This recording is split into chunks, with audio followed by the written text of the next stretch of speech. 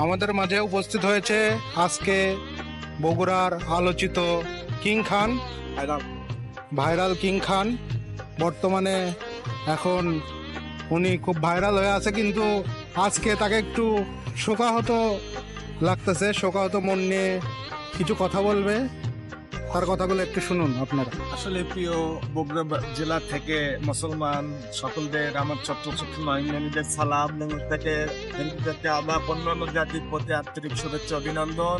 আসলে দুঃখ প্রকাশ এই জন্যই করছি যে আমাদের সেলিব্রিটি ভাইরাল করলে ভুল হবে, সারা বাংলাদেশ করলেও ভুল হবে, অল বিশ্ব করলেও মোটামুটি পাওয়া যায়। যিনি হিরো আলম, আলোকিত আলোড়ন সৃষ্টিকারী হিরো আলম, এটা মাননীয় সংসদ সদস্য, একজন বাংলাদেশ চলচ্চিত্র জগতের অভিনেতা।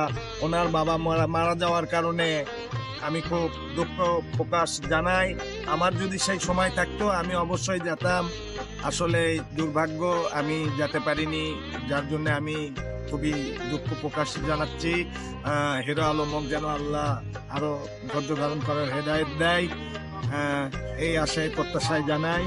এবং যারা অভিনেত্রী, যারা সেলিব্রিটি, যারা টিকটক করেন, যারা অভিনেতা অভিনেত্রী, অবশ্যই হিরো আলম ভাইয়ের জন্য এবং তার জন্য পুরো পরিবারের জন্যই দোয়া দেবেন, যেন তাদের যেন ধৈর্য ধারণ করার আল্লাহ হেদায়েত দেয়।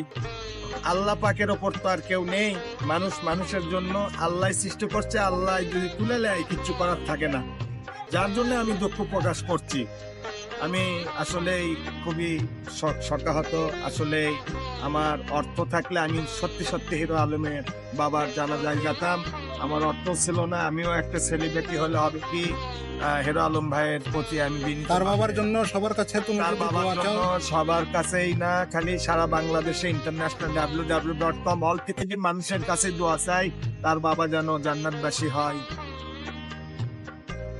ভালো থাকুন, সুস্থ থাকুন, এই আশায় প্রত্যাশা জানিয়ে আমি মেগাদা সুপারস্টার জুনিয়র শাহিদ খান, খুবই বিজি মানুষ, ব্যস্ত মানুষ, আপনাদের মাঝ থেকে বিদায় নেওয়ার আগে আবারও সবাইকে ধন্যবাদ দিয়ে ছোট করবো না। ভালো থাকুন, সুস্থ থাকুন, এই আশায় প্রত্যাশা, আবার দেখা হবে আল্লাহর রহমতে।